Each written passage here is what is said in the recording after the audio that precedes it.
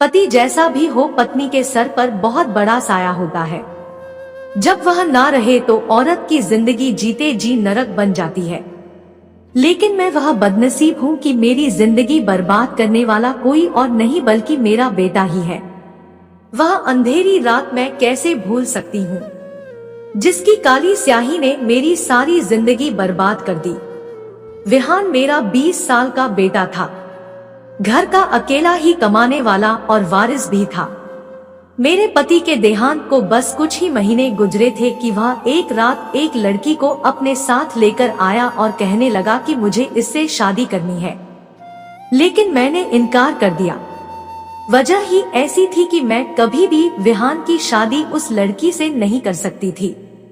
लेकिन मेरा इनकार करना था कि विहान आपे से बाहर हो गया। उसने उसे लड़की को तो वहां से भगा दिया, लेकिन मेरा हाथ पकड़कर वह मुझे जबरदस्ती खींचता हुआ कमरे में ले गया। मेरी जान उस वक्त फना हुई जब उसने मुझे बेड पर पटका और कमरे की कुंडी लगाई।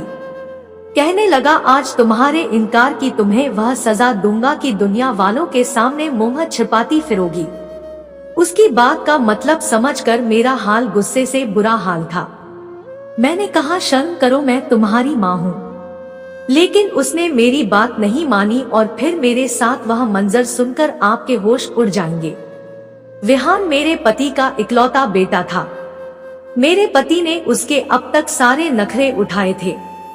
बदतमीजी उसके रग रग में कूट कूट कर भरी हुई थी। वह मुझसे कभी भी तमीज से बात नहीं करता था। बचपन से ही मेरा पति उसे कहता आया था कि विहान, तुम मेरी सारी जायदाद के अकेले वारिस हो। वह पूरे घर में यूं ही रहता जैसे वह मालिक है और मैं उसकी नौकरानी। मुझे याद नहीं कि उसने कभी मुझे माँ कहा हो।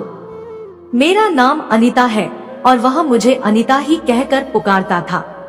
पहले पहले जब उसने मुझे यह कहकर पुकारा तो मुझे लगा शायद मेरा पति मुझे इसी नाम से पुकारता है, इसलिए उसकी जुबान पर भी यही चढ़ गया है। मैंने फौरन से उसे रोक दिया, कहा कि बेटा, मैं तुम्हारी माँ हूँ। लेकिन वह 5 साल की उम्र में भी बहुत ही बदतमीज किस्म का था। कहने लगा, नहीं, मैं तो तुम्हें अनीता ही कहकर पुकारूंगा। मुझे उसका लहजबा बहुत बदतमीज सा लगा। मैंने हल्के हाथों से उसके गाल पर थप्पड़ मार दिया, लेकिन मैं नहीं जानती थी कि यह थप्पड़ मुझे इस कदर महंगा पड़ जाएगा। मेरे पति उस वक्त ऑफिस के लिए तैयार हो रहे थे और विहान स्कूल के लिए तैयार हो चुका था। मैं विहान को नाश्ता बना कर देने लगी तो कहने लगा, मुझे तुम्हारे हाथ का नाश्ता नहीं पसंद। उसकी इस बदतमीजी पर मुझे बहुत गुस्सा आया। मैंने कहा, मुझे माँ कहा करो, मैं माँ हूँ तुम्हारी। वह कहने लगा, अनीता हो तुम और मैं तुम्हें हमेशा अनीता ही कहकर पुकारूंगा। मुझे उस पर बहुत गुस्सा आया। मैंने उसके मुंह पर थप्पड़ मार दिए, लेकिन मैं नहीं जानती थी कि इसका अंजाम मुझे तड़पा कर रख देगा। वह रोने लगा तो मेरा पति कमरे से बाहर निकाला। विहान से रोने की वजह पूछने लगा।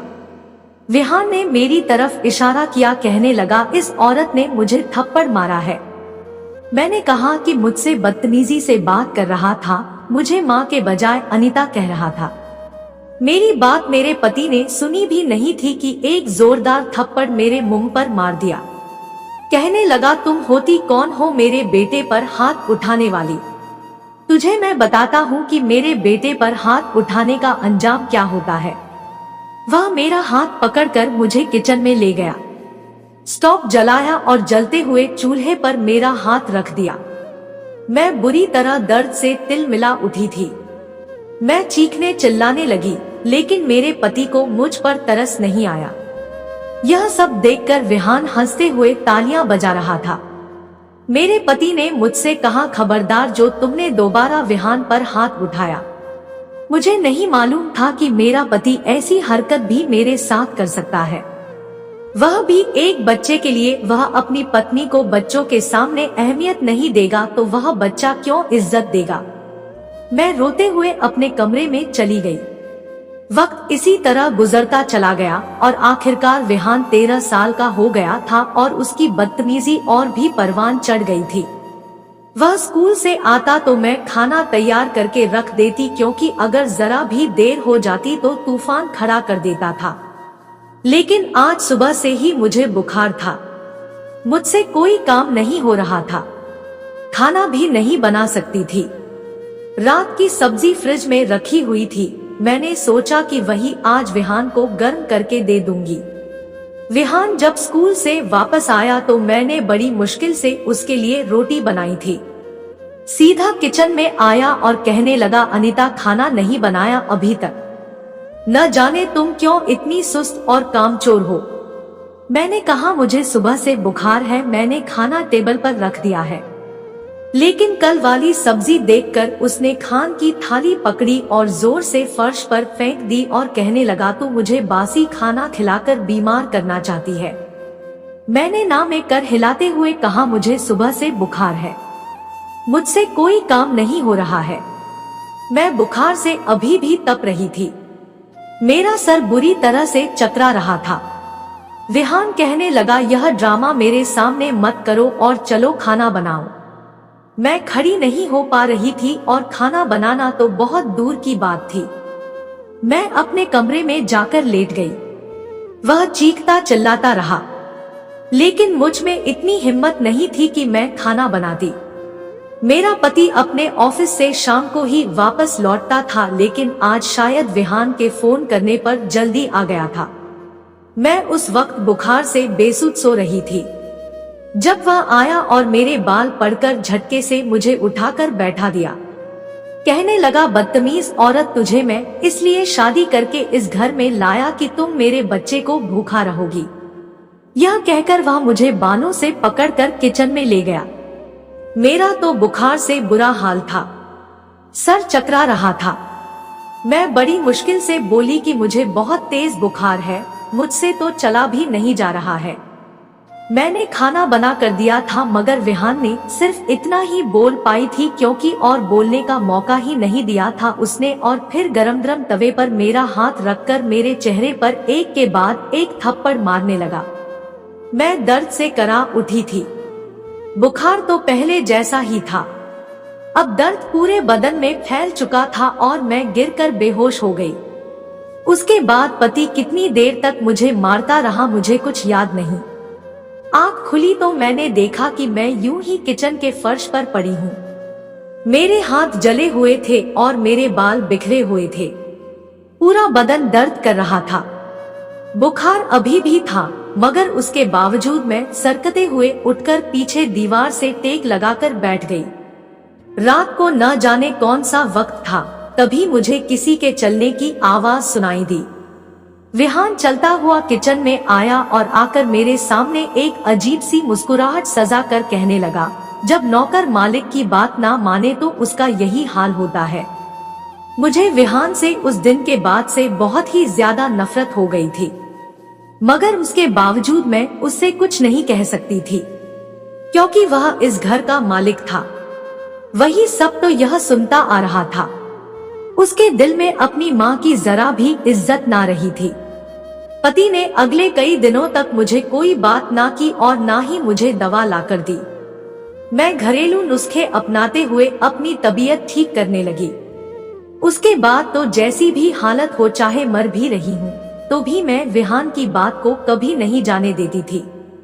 उसके लिए ताज़ा खाना बनाया करती थी और उसके हर हुक्म को खामोशी से पूरा किया करती थी, मगर उसके बावजूद उसका रवैया दिन प्रतिदिन बिगड़ा ही चला जा रहा था।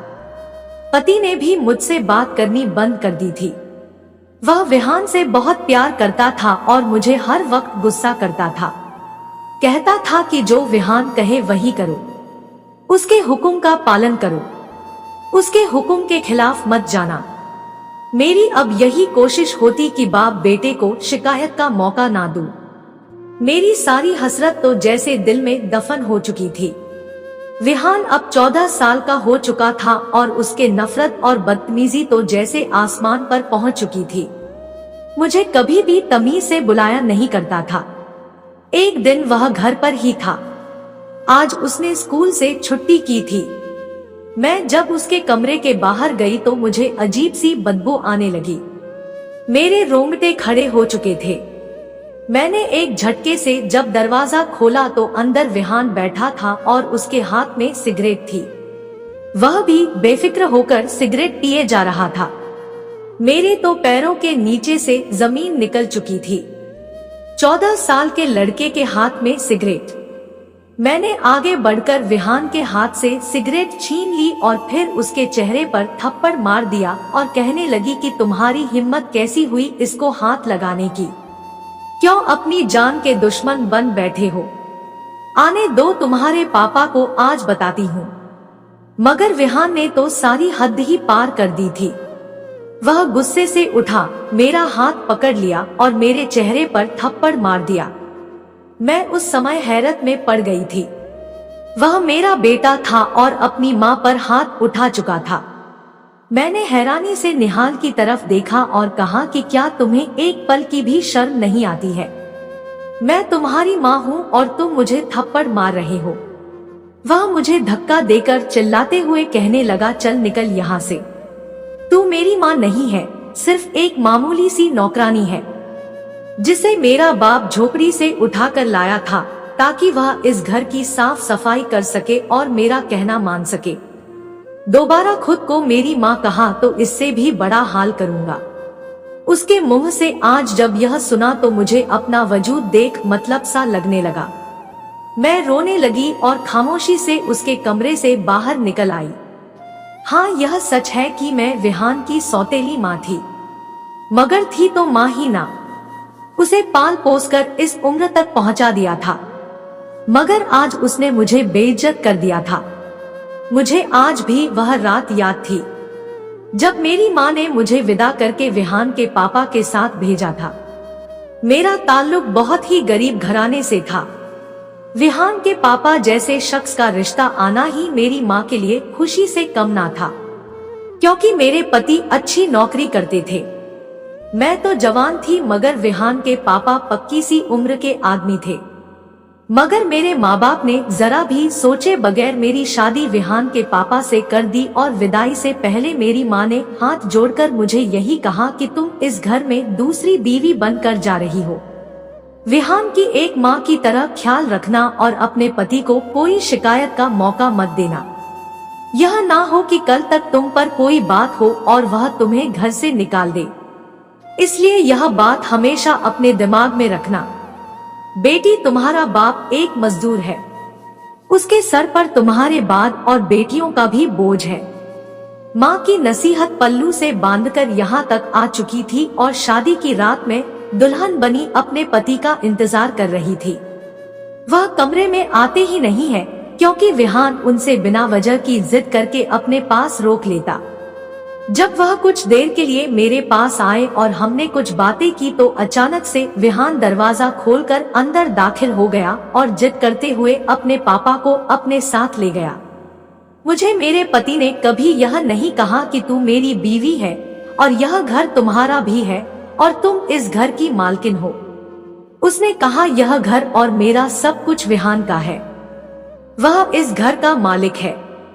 आज इस मलिक ने मुझे मेरी अपनी हैसियत याद दिला दी थी। शाम को जब विहान के पापा घर आए तो मैं विहान की हरकत के बारे में उन्हें साफ लफ्जों में बताई। विहान तो उनके सामने साफ मुकर चुका था और कहने लगा कि पापा ऐसा कुछ भी नहीं है, यह जानबूझकर मुझे बस आपकी नजरों में गिरना चाहती है, वरना मैं क्यों सिगरेट पी लूंगा। विहान के पापा को शक हुआ। उन्होंने उसके कमरे की तलाशी ली मगर वहां से कुछ भी नहीं मिला। उल्टा वह मुझ पर ही गुस्सा करने लग गए और कहने लगे कि अगली बार मेरे बेटे के खिलाफ बात करने से पहले 100 बार सोच लेना। मैं तुम्हें अपने बेटे की देखभाल के लिए ही यहाँ लाया था और फिर तुम्हें इस घर से निकलने में 1 मिनट की भी देर नहीं करूँगा। मैं तो डर के मारे हैरान हो चुकी थी। आखिर करती भी क्या? विहान को इसके हाल पर छोड़ देती तो और भी बर्बाद हो जाता। वक्त यूं ही तेजी से गुजरता गया और विहान बड़ा होता गया।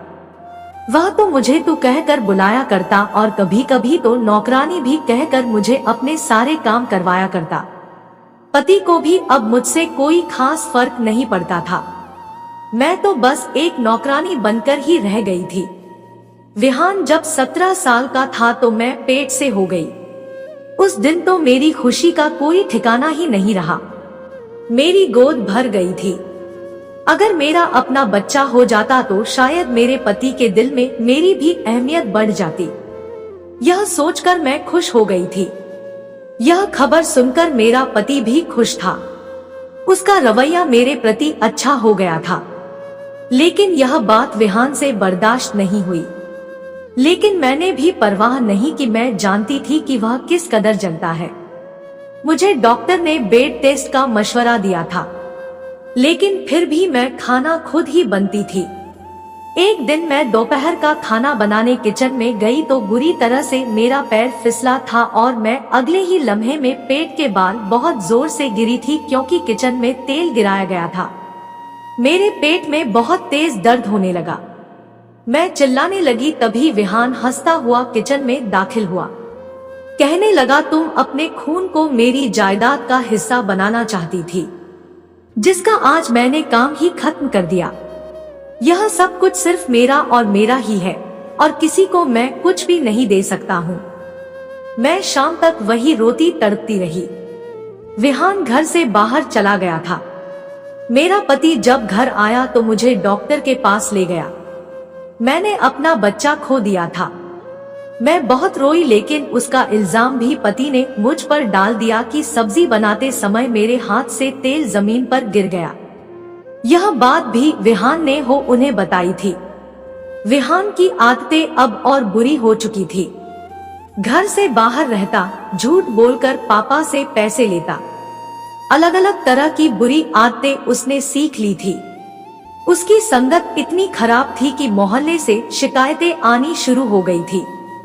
मगर विहान के पापा को तो उस पर अंधा भरोसा था। एक दिन ऑफिस से आते हुए मेरे पति की कार एक्सीडेंट में मौत हो गई। उनका साया सर पर था तो खुद को सुरक्षित समझती थी, मगर अब उनके जाने के बाद मैं तो अब बिल्कुल अकेली हो चुकी थी। विहान तो ऐसे भी कभी मेरा ना बना था। भला वह मुझे कैसे मोहब्बत करता। पापा की मौत पर वह भी दुखी था, मगर कुछ दिन में सब कुछ भूलकर जिंदगी के मजे लूटने लगा। वह तो मुझसे और भी बदतमीजी करने लगा। एक दिन उसने कुछ ऐसा किया कि उसके बारे में मैं कभी सोच भी नहीं सकती हूँ। वह एक लड़की को घर लेकर आ गया था। वह लड़की बहुत रो रही थी और विहान उसे चुप करने में लगा था। मैं कभी विहान को देखती तो कभी उस लड़की को। विहान उस लड़की को अगवा करके लाया था। वह रोते हुए मुझसे कहने लगी कि आंटी मुझे बचा लो, यह मुझे मार देगा। यह जबरदस्ती मुझसे शादी करना चाहता है। विहान गुस्से से कहने लगा कि मैं आज और अभी इसी वक्त शादी करने वाला हूँ। नौकरानी जाओ, मेरा कमरा सजाओ, आज मेरी सुहागरात है। मैं किसी कीमत पर उसकी शादी उस लड़की से नहीं होने देना चाहती थी। वह लड़की डर के मारे मुझसे भीख मांगने लगी। वह बहुत मासूम लड़की विहान के साथ कॉलेज में पढ़ती थी। गरीब बाप की बेटी थी। विहान का दिल उस लड़की पर आ गया और वह उसे मनाने लगा। लेकिन जब वह लड़की उसकी बातों में नहीं आई तो वह जबरदस्ती उसे उठाकर घर ले आया था। विहान इस कदर गिर सकता है, मैं सोच भी नहीं सकती थी। मैं उस लड़की को विहान से छुड़ाकर अपने पास ले आई और गुस्से से कहने लगी कि मैं तुम्हें इस लड़की के साथ हरगिज शादी नहीं करने दूंगी। जाकर इसे वापस छोड़ कर आओ, वरना मुझसे बुरा तुम्हारे लिए कोई नहीं होगा। वह सारी हदें पार करते हुए मेरे पास आया और चिल्लाते हुए बोला, क्या करेगी तू, क्या कर सकती है? नौकरानी होकर मुझे धमकी देगी? इतने पर निकल आए हैं तेरे। चुपचाप लड़की को इधर कर। विहान को मैंने डांटा और मना किया, मैं तुम्हारी शादी इसके साथ कभी नहीं होने दूंगी। अगर तुमने इसके साथ जबरदस्ती की तो मैं पूरे मोहल्ले को तुम्हारी करतूत बताकर तुम्हारे खिलाफ सख्त कदम उठाऊंगी। मगर विहान तो जैसे आग बबूला हो चुका था। उसको ठेस पहुंची थी कि इसकी सौतेली माँ ने उसे जुबान दराज की है। वह गुस्से में भरकर मेरे पास आया और मुझे बाजू से पकड़कर बोला कि तेरी इतनी हिम्मत की मेरे सामने जुबान चलाए, आखिर तुझे इसकी इजाजत दी किसने? तू मेरे सामने खड़ी रहकर इस कदर बोल सके? आज मैं तेरा वो हाल करूंगा कि दुनिया तेरी जैसी औरत को याद रखेगी। मैं तो डर के मारे उसको देखने लगी थी। इससे पहले कि कुछ और कहती विहान मुझे पकड़कर कमरे में ले गया और बेड पर पटक दिया। मैं हैरत और डर से विहान को देख रही थी। आखिर वह क्या करने वाला है? मैं कांपने लगी थी। आखिर वह ऐसा भी सोच सकता है? मैं गुस्से से उसकी तरफ देखने लगी और एक तेज थप्पड़ पूरी जान के साथ उसके चेहरे पर दे मारा। वह तिलमिला उठा था। मैं उसके चेहरे पर थूकते हुए बोली कि शर्म करो, मैं माँ का दर्जा रखती हूँ तुम्हारे लिए। इतने भी अंधे मत बनो, तुम इंसान हो या जानवर। खुद को इस हद तक मत गिराओ कि नरक में भी तुझे जगह ना मिले। लेकिन विहान बहुत ही आगे बढ़ चुका था। उसकी आंखों में तो जैसे खून उतर चुका था। फिर उसने मुझे अपनी गिरफ्त में लेकर मेरे साथ गलत हरकत की। यह सोचकर कि मेरे रोंगटे खड़े हो गए, उस पर तो जैसे मेरी किसी बात का असर ही नहीं हुआ था। मैं सौतेली सही मगर उसकी माँ थी और उसके मरे हुए पापा की बीवी थी। मैंने उसे खुद से दूर किया, मगर वह तो मुझ पर बहुत ज्यादा जुर्म करना चाहता था। उसने मुझे दोबारा बिस्तर पर पटक दिया और मुझसे जबरदस्ती करने लगा। मैं ऐसे हार नहीं मान सकती थी। विहान जैसे दरिंदे लड़के को आज मैं सबक सिखाना चाहती थी। मैंने फौरन से साइड टेबल पर मौजूद गुलदस्ता उठाया और विहान के सर पर दे मारा। मैंने उसके सर पर कई बार मारा। वह गिरकर तड़पने लगा। खून की धारें निकालकर आसपास बहने लगे थे और वह तड़प रहा था। मैं बेजान सी विहान को देख रही थी और आखिरी बार उसके सर पर दोबारा गुलदस्ता पटकते हुए उसके सर पर मारा। तुम तो वह नासूर हो जिसे पैदा होते ही मार देना चाहिए था। तुम तो इंसान नहीं सपोला है, जिसे दुनिया जहां की इज्जत और मोहब्बत देखकर भी देख ली, उसके बावजूद वह अपने ही पालने वाले को डंसना नहीं छोड़ता। विहान जमीन पर गिरा तड़प रहा था और मदद मांग रहा था, मगर मैं वहीं जमीन पर बेजान होकर पड़ी थी। विहान के बचपन से लेकर अब तक की सारी यादें और बदतमीजी मेरे दिमाग में किसी फिल्म की तरह चलने लगी थी। मैंने एक नजर अपने वजूद पर डाली। हर जगह से फटे पुराने कपड़े, मुझे विहान पर निंदा आ रही थी। मैं यूं ही बैठी उसे देखती रही। विहान मर चुका था। मैं उसे मारना तो नहीं चाहती थी, पर आज उसके अंदर के जानवर ने उसे मार दिया था। थोड़ी देर में पुलिस आ गई और अभी मैं जेल की सलाखों के पीछे हूँ। मैंने अपने बचाव में पुलिस से कुछ नहीं कहा कि मैंने खुद को बचाने के लिए विहान को मारा है, क्योंकि मैं जेल से बाहर निकाल कर भी कहाँ जाऊंगी। अगर आपको कहानी अच्छी लगी हो तो प्लीज वीडियो को लाइक और शेयर करें। साथ ही चैनल पर नए हैं तो चैनल को सब्सक्राइब जरूर कर लें ताकि ऐसी ही वीडियोस आपको मिलती रहे।